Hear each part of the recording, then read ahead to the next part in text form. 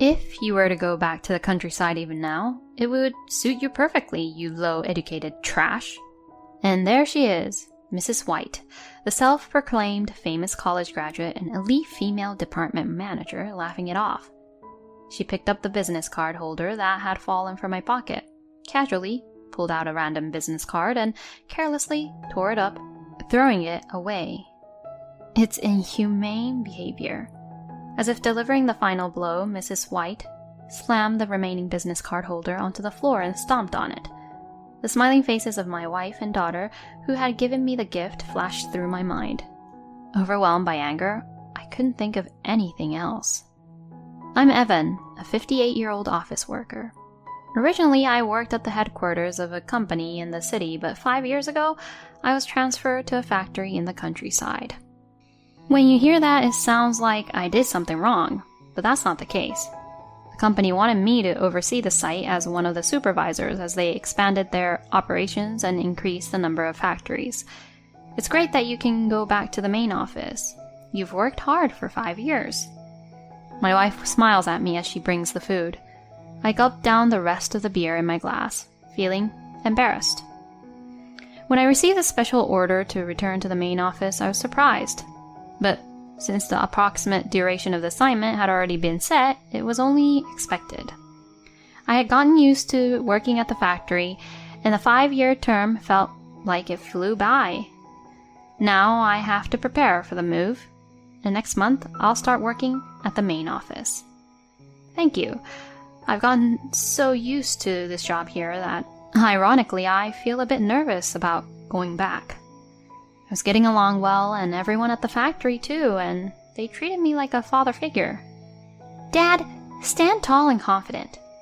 You don't want the young employees at the main office to underestimate you, right?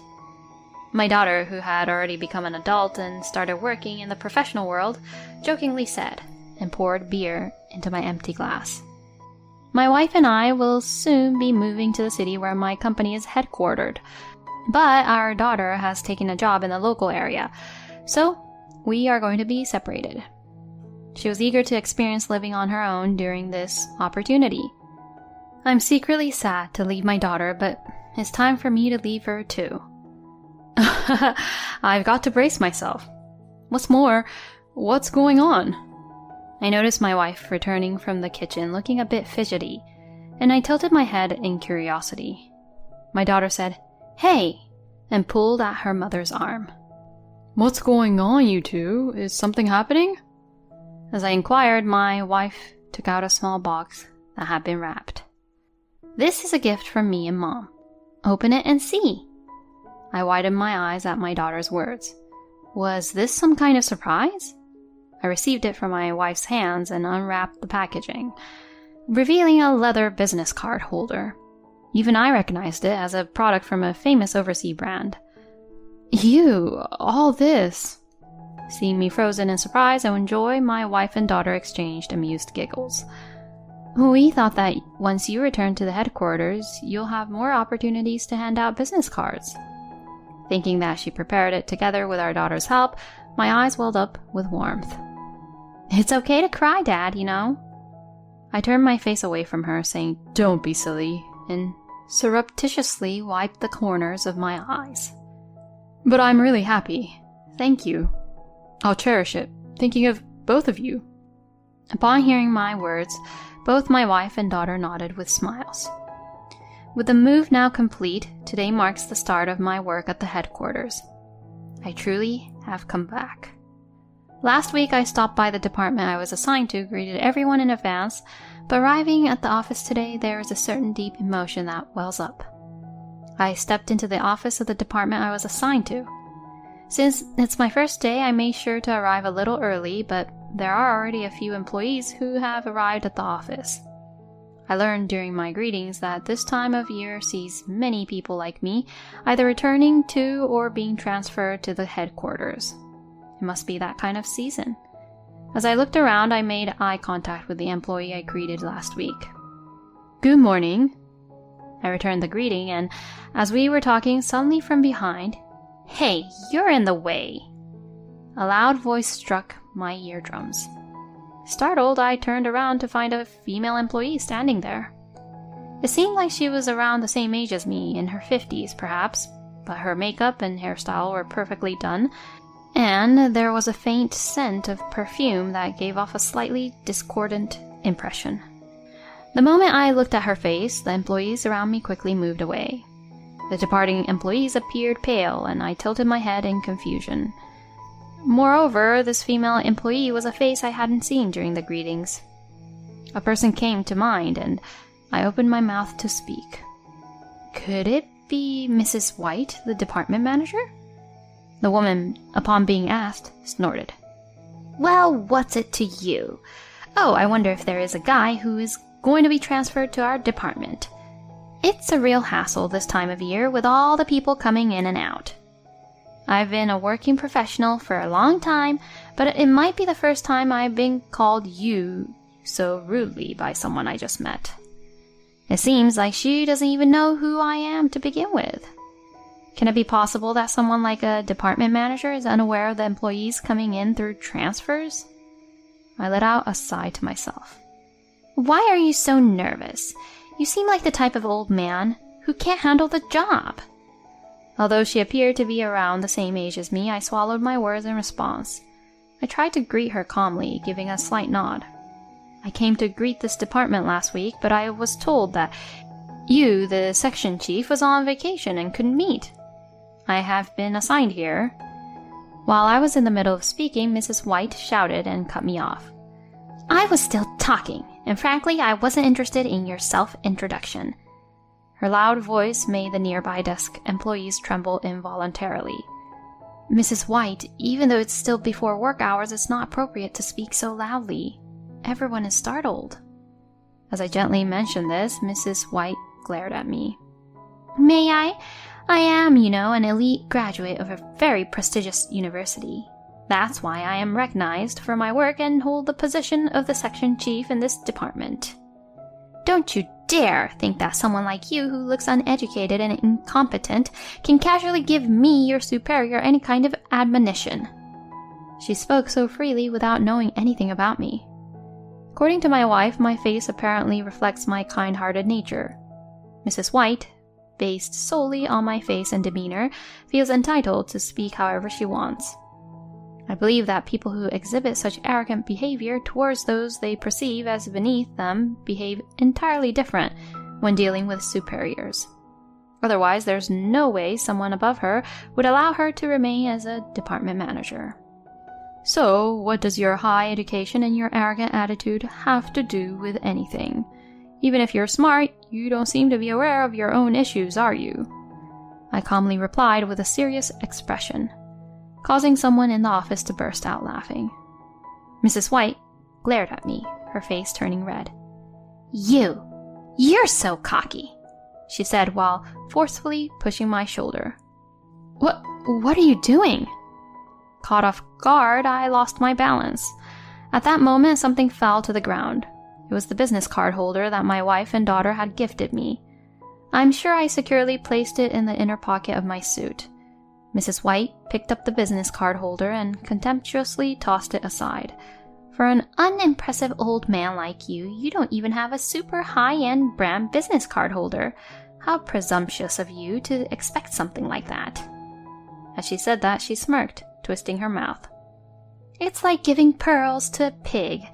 You won't even have many opportunities to use business cards. How about going back to the countryside now? After all, the countryside is more suitable for low-educated trash like you. With those words, Mrs. White casually pulled out a business card, tore it haphazardly without even giving it a glance, and threw it away. Hey, please stop! I hurriedly tried to intervene, but it was too late. The surrounding employees watched in shock as Mrs. White's actions unfolded. As if delivering the final blow, Mrs. White slammed the business card holder into the floor and stomped on it. The smiles of my wife and daughter, who gave it to me as a present, flashed through my mind. Overwhelmed with anger, I couldn't think of anything. Amidst my shock and anger, I could hear whispers, hushed voices, reaching my ears.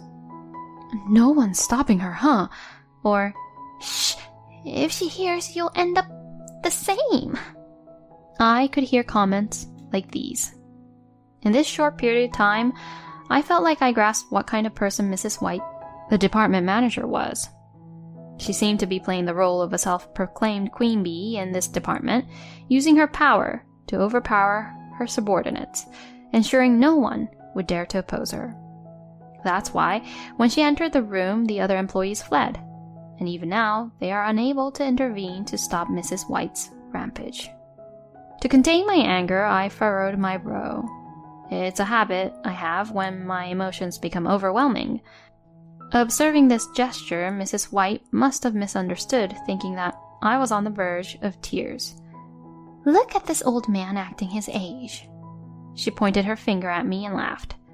Unable to bear witnessing it any longer, some of the employees left the office. "This is going too far, Mrs. White." Summoning up courage, a male employee squeezed himself between me and Mrs. White. He was one of the employees who showed concern for me when I came to greet everyone last week, filling in for the absent department manager. "Huh? Who do you think you're talking to?" Mrs. White retorted, but she seemed slightly shaken by the cold gaze of the male employee and the other employees. It's possible that Mrs. White was surprised to sense a rebellious spirit from the typically obedient employees. "What? How much? It's probably one of the cheaper ones among high-end brand anyway. Just compensate for it, right?" She made a statement as if suggesting compensation, but I shook my head.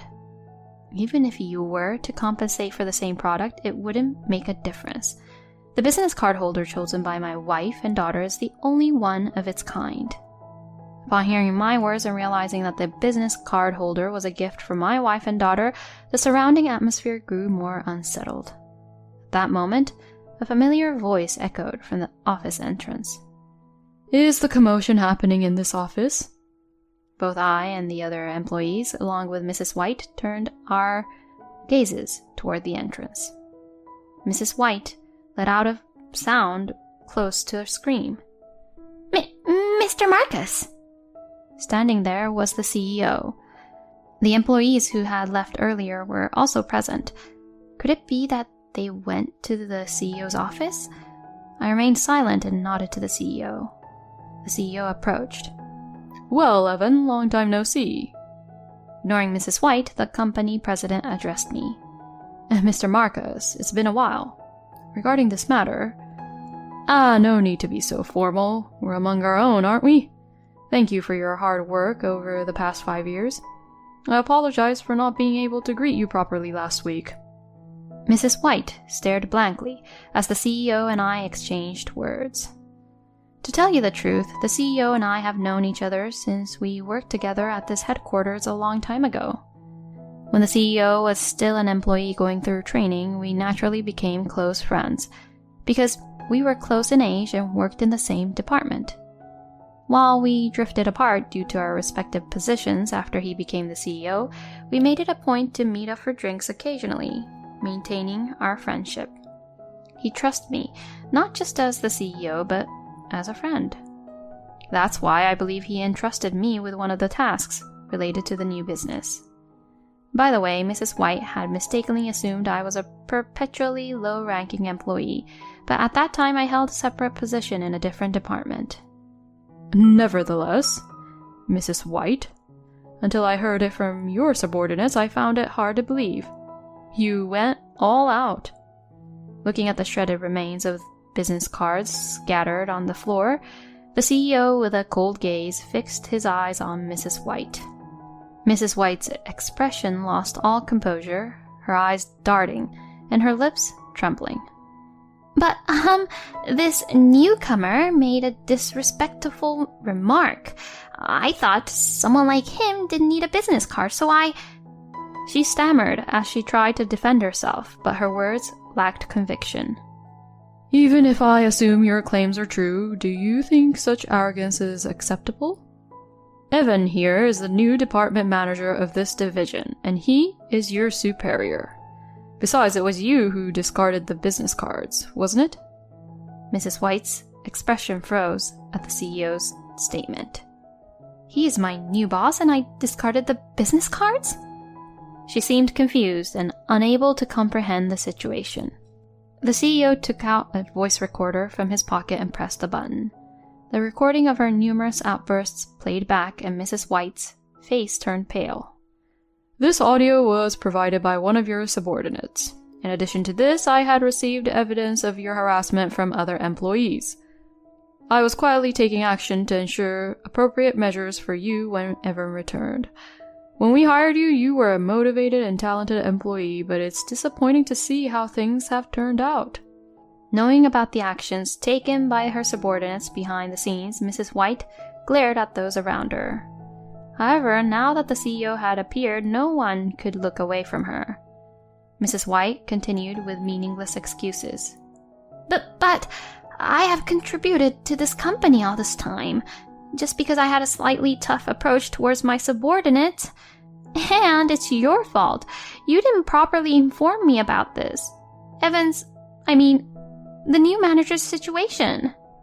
Her criticism shifted towards the male employee who had defended me earlier. I did inform you, Mrs. White. But you were busy painting your nails and just gave a vague response, didn't you?" I stepped forward, defending the male employee. He has nothing to do with this.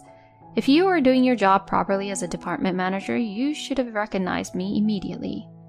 Moreover, even though today was the first time I met you, everyone seemed tense and nervous, judging by their facial expressions. Even in this short amount of time, I could tell that the work environment here is not normal. And because you were accustomed to such an environment, you had the audacity to tear up my business card and trample on my precious card holder. Right? The other employees also agreed with my statement. "That's right. You also shower us with abuse all the time. Some people couldn't bear it and ended up quitting." The president nodded heavily, as if taking it seriously.